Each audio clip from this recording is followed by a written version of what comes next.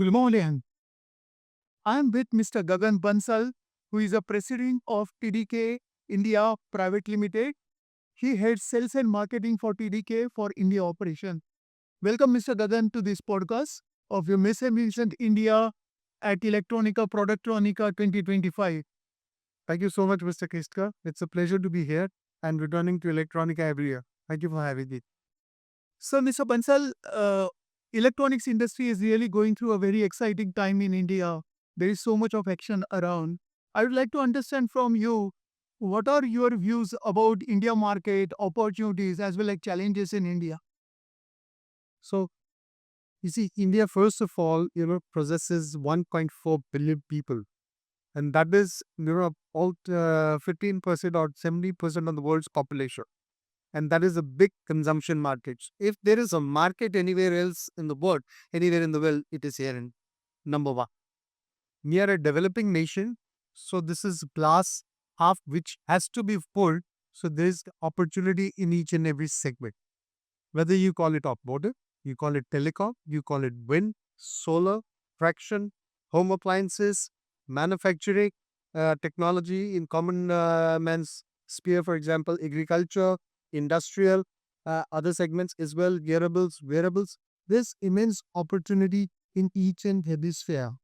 If somebody has to really go from the ground up level, I think there can be no better space to go. At the second line, the per capita income of India is approximately $2,700 per person per today, which is far lesser than the developed world. But this also brings in a challenge that poverty cannot always be at $60,000, which is the American level. It is what is there in my pocket. So we need to devise solutions which are the right solutions for us. And this is what is the opportunity for India and a massive but for everyone over there. Exactly right. And Mr. Bansal, how TDK is looking at India from the component perspective? So TDK today, as you see it, is a conglomeration of multiple, organizations and also a lot of organic growth. And way back in 2008, TDK also acquired EPCOS, which was an offshoot of Siemens. So if you look at what Siemens was doing and what EPCOS was doing, TDK has been present in India in a deep-rooted manner since the mid-1990s when we started two manufacturing units, one in Nashik and the other one in Kalyani. Both of them are now center of excellence and one of the largest units on our global platform, manufacturing fuel capacitors, ferrites, chokes, transformers. They've expanded in scale over the last 3 decades. In addition, in the last 15 years, we have also come up with one of the largest battery UX in India. So we have three of them in the Bawal and Manesar area for battery packs, battery cells, and also the BMS systems for these four small Android devices, and also for the medium scale batteries. And recently, we have inaugurated a massive plant in Sora for battery cell and packing and assembly manufacturing and integrate part for the medium scale benefits, medium scale operations.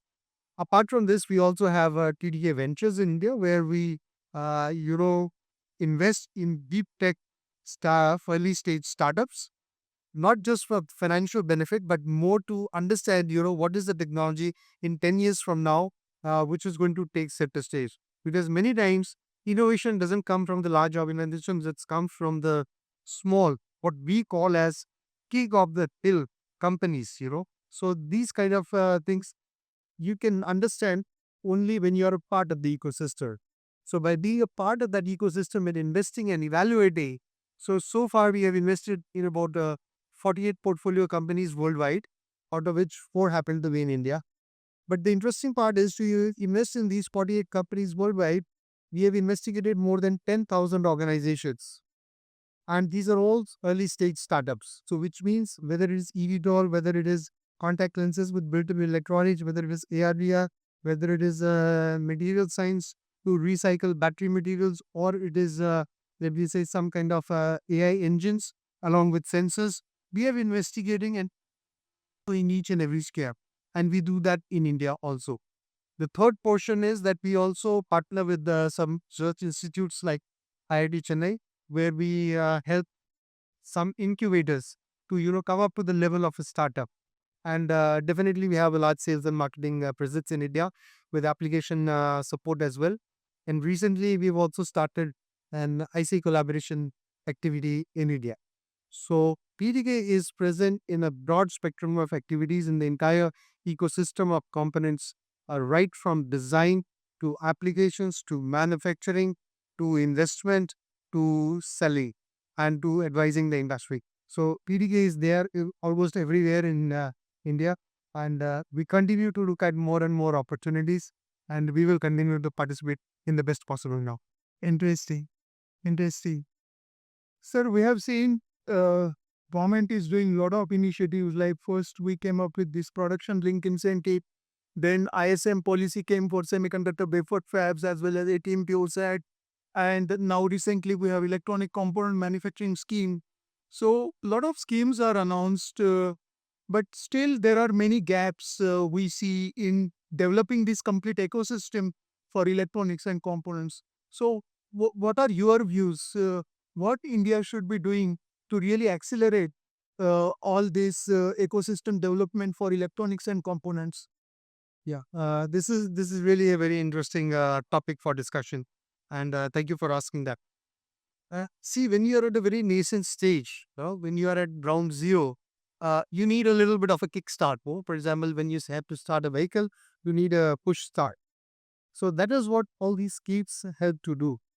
But as our minister, Mr. Piyush Goyal, also mentioned, these are only kickstart. These cannot be looked as crutches for your lifetime. Correct.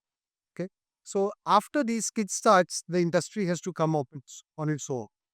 Now, when the industry is to come up on its own, we've, we've come to a level of well managed assembly operation. But then we have to go deeper. Now, when you have to go deeper, there are a couple of things which are very important. One, you have to concentrate on design, but that's easier said than done. So you should go towards the product design first rather than the component design. That is one. So large product companies should come up with local designs meeting the local needs, and for this, they need to invest in talent for design. Okay, number one. Number two, on the manufacturing side, we need to invest more on materials and capital equipment, not just to source from outside, but to develop them homegrown for our own needs so that the production is more cost effective and serves the needs of the country as well as the world in which we live, which is not so affluent anymore. That is the second.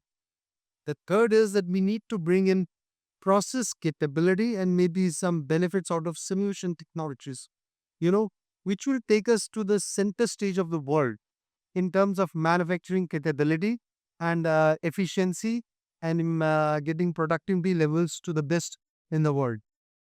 The fourth thing that we need to, I think, do is concentrate not only on domestic consumption, but also look at exports.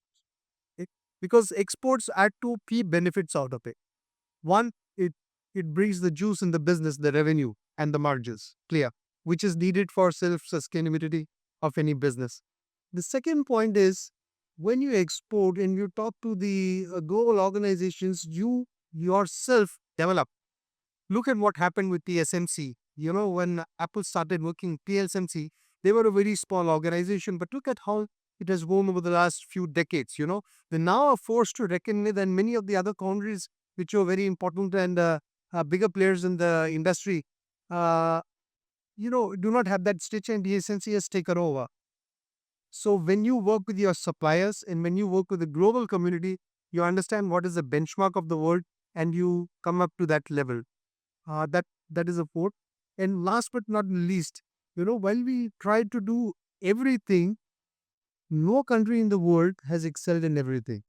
So some countries excel in materials, some countries excel in machines, some excel in AI and software, some excel in fabrication, and some excel in robotics also. So we have a lot of talent in our country. There's no dearth of talent. We just need to pick and piece it together.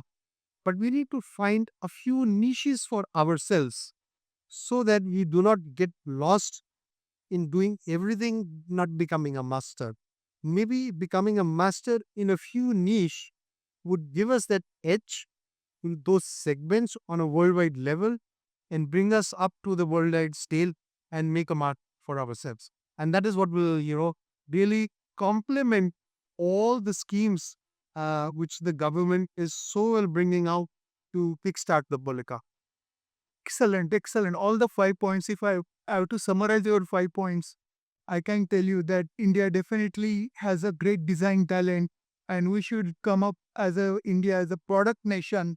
Today, most of the focus is on manufacturing and our talent is working either in a captive center or as a services.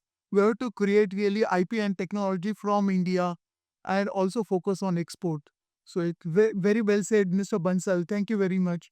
My last question to you, how you see electronica, and I just visited your stall. It is one of the best stall in electronica today.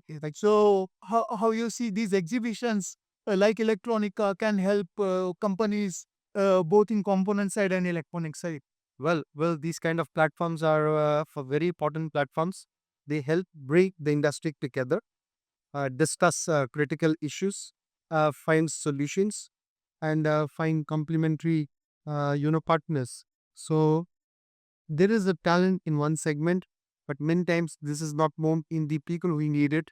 So these are the perfect platforms, and we need to build up the right partnerships, the right investment climate, and the right kind of technologies that bring in. As of today, the technology level is growing. I think as and when we go further into the next years, the technology level that we can see in these exhibitions in India will be on par with the world, where the world is moving more towards artificial intelligence, sensing, edge computing, and more mechanized rather than only smart meters and lighting and regular applications, more of robotics. And that is where these kind of exhibitions and the global influx and the ideas from the global partners like TDK and many other companies like TDK will help bring up the industry as a whole.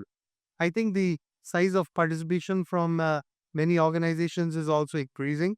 Their interest to participate is increasing, and it's a welcome move. And I thank Mr. Linchin to have brought up this organization, this exhibition on such a large scale. And we look forward to meeting a lot of customers and having engaging discussion with them over the next 3 days. Great, great. Thank you, Mr. Bansal. This was a great discussion. I'm sure this time when we visit in Electronica, Productronica India, actually we both were in Electronica Munich last year. Yes. It gives us exactly same feeling with the action and enthusiasm we see around the people. And once again, thank you for taking time for this podcast and appreciate your input, sir. Thank you so much, Mr. Kitsa. It's a pleasure always to be here.